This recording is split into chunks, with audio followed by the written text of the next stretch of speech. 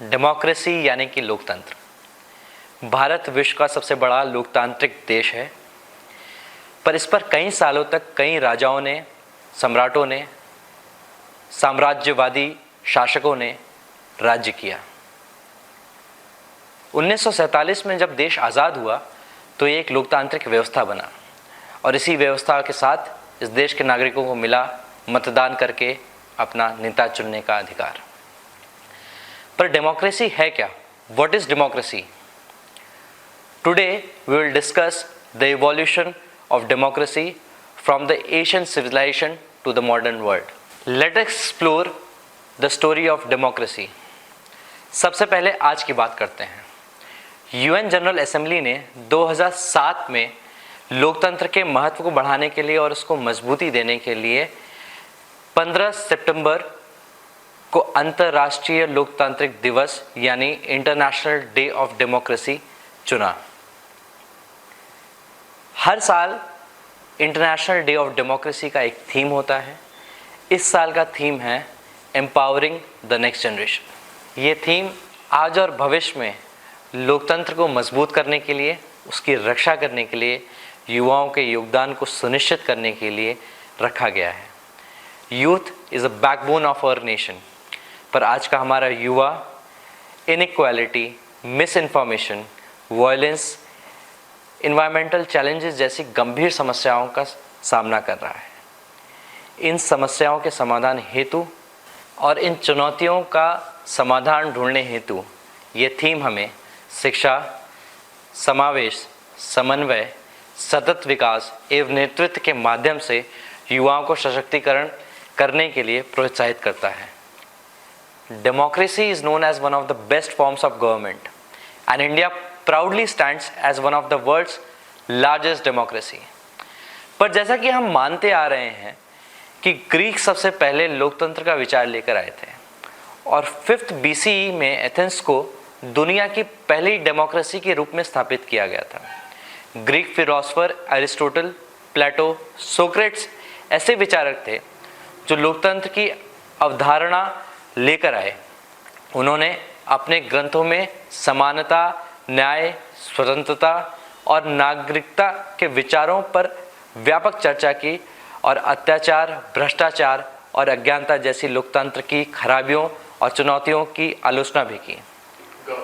उनमें से प्रत्येक ने लोकतंत्र का एक अलग सिद्धांत दिया और उनके विचारों के लिए उनके पास अलग अलग कारण और तर्क थे, लेकिन वे इस बात से सहमत थे कि लोकतंत्र भ्रष्टाचार और अज्ञानता से ग्रस्त है। But speaking about the origin of democracy, ऐसी कई थ्योरीज हैं जो ये साबित करती हैं कि ग्रीक या किसी अन्य सभ्यता द्वारा इसकी अवधारणा को स्थापित करने से पहले लोकतंत्र की जड़ें भारत में थी, जिसे समानता, समन्वय, सम्मान, नैतिकता जैसे मूल्य सींच रहे थे। आज विभिन्न देशों में लोकतंत्र को स्वीकार किया जा रहा है, पर भारतीय उपमहाद्वीप में लोकतांत्रिक प्रथाओं का एवं संस्कारों का एक स्वर्णिम इतिहास रहा है। भारत में लोकतंत्र एक शक्ति का प्रतीक है जिसका नियंत्रण सीधा भारत की जनता के पास है। लोकतंत्र की परिभाषा के अनुसार लोगों के बीच समानता और स्वतंत्रता इसके मूल्य हैं और भारत हमेशा से इन लोकतांत्रिक मूल्यों का घर रहा है। Let us examine this through the principles and values of democracy which align with the Indian history. Bharat में आज लोकतंत्र 3 स्तरों पर कार्य करता है: पंचायत, राज्य और राष्ट्रीय स्तर, village, state and national level. The elected parliament is called the Lok Sabha, assembly of the people. Nominated parliament is called Raj Sabha and the state assemblies are called as Vidhan Sabha. But do you know अर्थशास्त्र के लोकतांत्रिक विचारों, प्राचीन सांस्कृतिक ग्रंथों के सिद्धांतों, साथ ही भारत के पवित्र प्रारंभिक ग्रंथों ऋग्वेद और अथर्ववेद में लोकतंत्र और उसके सिद्धांतों का उल्लेख है। इन ग्रंथों में सभा, समिति, संसद जैसी सहभागी संस्थाओं का भी उल्लेख है जो आज भी हमारी संसद को संदर्भित करती है। यहाँ तक कि रामायण और महाभारत जैसे महान महाकाव्यों में भी हमें ऐसी कहानियाँ मिलती हैं जो निर्णय लेने की प्रक्रिया में लोगों की भागीदारी को उजागर करती हैं। भारत के सबसे पुराने वेद ऋग्वेद में 8 बार सभा का उल्लेख है। समिति, राजन या राजा जैसे शब्दों का भी वैदिक साहित्य में उल्लेख है, जो कि भारतीय इतिहास की जड़ों में लोकतंत्र की उपस्थिति को उजागर करता है। 3री शताब्दी ईसा पूर्व में चंद्रगुप्त मौर्य के प्रमुख सलाहकार कौटिल्य द्वारा रचित अर्थशास्त्र में भी इसका उल्लेख है कि नागरिकों को राजा से पहले प्राथमिकता दी जाए। It says king who serves the people, not king who rules the people. इसी के साथ मैं अर्थशास्त्र का एक श्लोक पढ़ना चाहूँगा। प्रजा सुखे सुखम राज्ञः, प्रजानां तु हिते हितम, नात् प्रियम हितम राज्ञः, प्रजानां तु प्रिय हितम। अर्थात प्रजा के सुख में ही राजा का सुख निहित है, प्रजा के हित में ही उसका अपना हित है। जो स्वयं को प्रिय लगे उसमें राजा का हित नहीं है, उसका हित जो प्रजा को प्रिय लगे उसमें है। Which means in the happiness of people lies the happiness of ruler, and in the welfare of people lies the welfare of ruler. There is nothing beneficial to the ruler which pleases him alone, but to him beneficial is that which pleases the people. सेवा करना न कि शासन करना, यह मूल स्पष्ट रूप से लोकतांत्रिक शासन के विचारों को दर्शाता है।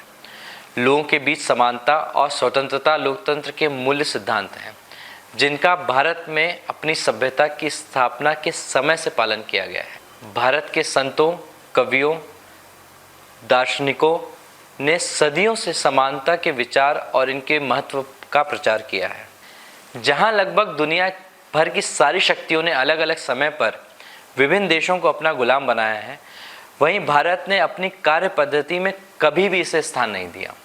यह एक और उदाहरण है जो भारत में लोकतंत्र की जड़ों को साबित करता है। समानता, सम्मान, अधिकार और सम्मान लोकतंत्र के वह मूल हैं जिसे मौर्य सम्राट अशोक के समय से देखा जा सकता है। उन्होंने न केवल लोक कल्याण शासन की स्थापना की, बल्कि यह सुनिश्चित किया कि उसके राज्य में शांति, लोगों के कल्याण और भाईचारे की विचारधाराएं संरक्षित रहें। इतना ही नहीं, भारतीय इतिहास में लोगों द्वारा अपने शासकों को चुनने के कई संदर्भ हैं, जो स्पष्ट रूप से लोकतंत्र का एक और सिद्धांत है, जो लोगों को कानून के शासन और निष्पक्ष तरीके से अपने प्रतिनिधि चुनने की अनुमति देता है। हाल ही में G20 समिट के आयोजन हुआ था, जिसमें मिनिस्ट्री ऑफ कल्चर ने Bharat the mother of democracy पर एक एग्जीबिशन का आयोजन किया, जिसमें सिंधु सरस्वती सभ्यता की शुरुआत से वर्ष 2019 यानी 7000 वर्ष के लोकतांत्रिक विकास को शामिल किया गया। In his address at the summit, the Prime Minister Narendra Modi said, "As the mother of democracy, our belief in dialogue and democratic principle has been unwavering since the time of immemorial. Our global conduct is rooted in the fundamental principle of Vasudhaiv Kutumbakam, which means world is one family."